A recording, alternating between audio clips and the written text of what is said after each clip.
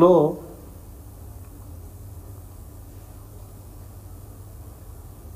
పదవీ విరమణ అనేటువంటిది ఉద్యోగులందరినీ కూడా భయకంపితుల్ని చేస్తూ ఉంది.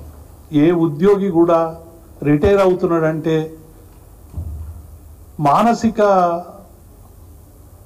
ధైర్యం కోల్పోయి నా డబ్బులు వస్తాయా రావా, నాకు పేమెంట్ అవుతుందా లేదా, నా కుటుంబ సమస్యలు ఎట్లా పరిష్కరించుకోవాలి, నా ఆర్థిక సమస్యలు ఎట్లా తీర్చుకోవాలనేటువంటిది ఒక రకమైనటువంటి భయాందోళన కార్యక్రమానికి ఇవాళ ప్రభుత్వం శ్రీకారం చుట్టిందనేటువంటి విషయాన్ని నేను ఈ సందర్భంగా మీ ద్వారా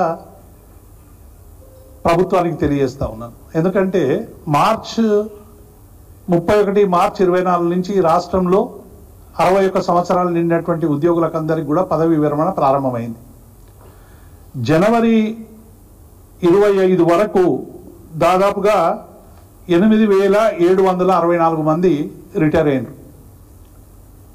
రిటైర్ అయినటువంటి వాళ్ళకి ఎవ్వరికి కూడా దాదాపుగా ఒక రిటైర్ అయినటువంటి ఉద్యోగి 30 ఏళ్ళు 35 ఏళ్ళు సర్వీస్ చేసి రిటైర్ అయిన తర్వాత వారికి రావాల్సినటువంటి దాని మీద ప్లానింగ్ చేసుకుంటారు. జీపీఎఫ్లో డబ్బులు దాచుకుంటారు. ఇందులో 2 జీపీఎఫ్, గ్రూప్ ఇన్సూరెన్సు, అలాగే జిఎల్ఐ 2 కూడా ఈ మూడిట్లో ఉద్యోగి జీతం నుండే కట్ అవుతుంది. ఉద్యోగి తను దాచుకున్న డబ్బులు కూడా తనకు దొరకకుండా, ఎందుకంటే గ్రాట్యుటీ కానీ కమిటేషన్ ఆఫ్ లీవ్ కానీ అవి పెన్షనరీ బెనిఫిట్స్, అవేమో ప్రభుత్వం నుంచి వచ్చాయి. కానీ ఇవి జీపీఎఫ్ కానీ జిఎల్ఐ కానీ ఇందులో ఉద్యోగే తన జీతంలో నుండి చివరంకమున ఉపయోగపడతాయని చెప్పి దాచుకొని డబ్బులు పెడితే ఇవాళ ఉద్యోగుల డబ్బుల్ని ఉద్యోగులకు ఇవ్వడానికి ఇవాళ ఈ ప్రభుత్వానికి మనసు రావడం లేదనేటువంటి విషయాన్ని మేము స్పష్టం చేస్తా ఉన్నాం.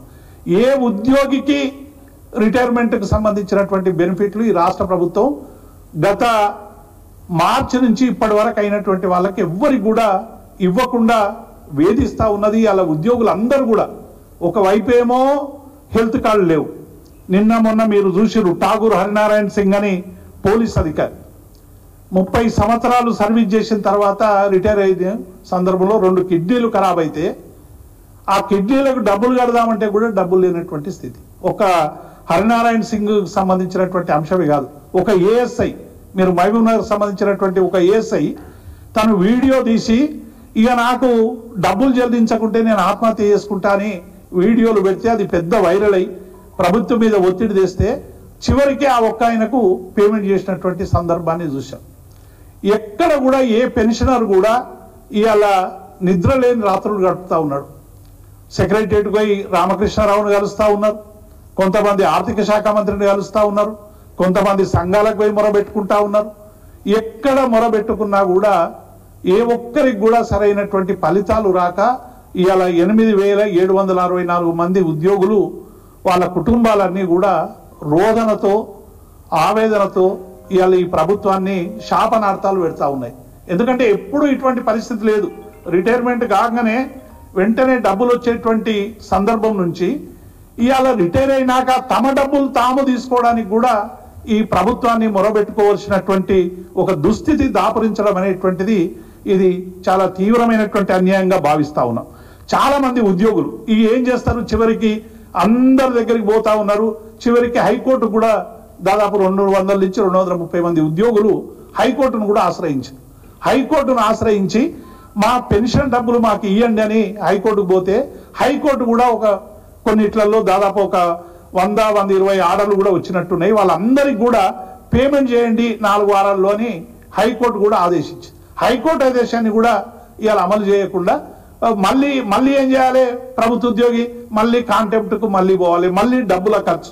అంటే రిటైర్ అయినటువంటి ఉద్యోగిని సుఖంగా ఇంట్లో ఉంచేటువంటి పరిస్థితి నుంచి ఇవాళ పూర్తిగా కోర్టుల చుట్టూ, లేకుంటే సెక్రటరియట్ చుట్టూ, లేకుంటే ఈ కుబేర్లో టోకెన్ నంబర్ తీసుకొని ఇవాళ సచివాలయం చుట్టూ తిరిగేటువంటి ఒక దుర్గతి పట్టడం అనేటువంటిది ఇది చాలా బాధాకరం. కేసీఆర్ గారు చాలా సందర్భాల్లో ఒక రిటైర్ అయినటువంటి ఉద్యోగికి పెన్షన్ బెనిఫిట్లు ఇచ్చి ఇంటి వరకు పంపించాలి, అదే రోజు పెన్షన్ కాగితాలు ఇవ్వాలని అనేక సందర్భాల్లో చెప్పి ఇంప్లిమెంట్ చేసినటువంటి సందర్భాన్ని చూసాం. అనేక సందర్భాల్లో రిటైర్ అయినటువంటి ఉద్యోగి మేమే ఉద్యోగ సంఘాల నాయకులుగా అనేక సమావేశాల్లో పోయి ఆ పిఎఫ్కు సంబంధించి లేకుంటే గ్రూప్ ఇన్సూరెన్స్కు సంబంధించినటువంటి చెక్కులు తయారు చేయించి కనీసం ఆ రిటైర్మెంట్ రోజున ఆ కుటుంబ సభ్యులందరి ముందు చెక్కులు ఇచ్చేటువంటి ఒక ఆనవాయితీ ఉండే.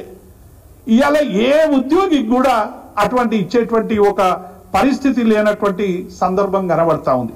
ఇది రాజ్యాంగం కల్పించిన ఇదేదో వీళ్ళు ప్రభుత్వాలు ఏదో భిక్షంలాగా భావిస్తూ ఉన్నాయి ఉద్యోగికి ఇచ్చేటువంటి పెన్షన్ హక్కులు. కాన్స్టిట్యూషన్లో 14, 16, 21 ఆర్టికల్ చాలా స్పష్టంగా చెప్తా ఉన్నాయి. ఇటీవలే ఒక సుప్రీంకోర్టు జడ్జి కూడా దీని మీద వ్యాఖ్యానించినటువంటి సందర్భాన్ని నేను ఈ సందర్భంగా గుర్తు చేస్తా ఉన్నాను. సుప్రీంకోర్టు జడ్జి కూడా చివరికి అనాల్సి వచ్చింది, మా ఉద్యోగులకు రావాల్సినటువంటి ఏవి రావడం లేదనేటువంటి ఒక భావన మరి చేసినటువంటి పరిస్థితి కనబడతా ఉంది. రిటైర్ ఉద్యోగులకు సంబంధించినటువంటి ఇవన్నీ కూడా ఇందులో దాదాపుగా ఇంతకుముందే నేను ఈ సమావేశం పెట్టే ముందే జిల్లాలతో కొందరితో మాట్లాడితే దాదాపుగా 400 నుంచి 500 మంది ఉద్యోగులు చనిపోయారు. కొంతమంది సర్వీస్లో ఉండగా చనిపోయారు, తర్వాత చనిపోయారు. ఆ చనిపోయినటువంటి ఉద్యోగులకు సంబంధించినవి కూడా చనిపోయిన ఉద్యోగులకు కూడా కనీసం పెన్షన్లు కానీ వీటికి సంబంధించినటువంటి గ్రాట్యుటీ కానీ ఇవి కాలేదు. మేము ఈ ప్రభుత్వాన్ని డిమాండ్ చేస్తూ ఉన్నాం, మీరు ఆత్మహత్య చేసుకుంటేనే ఇస్తారు, చస్తేనే ఇస్తారు అనేటువంటి పరిస్థితి ఇలా దాపురిస్తూ ఉంది.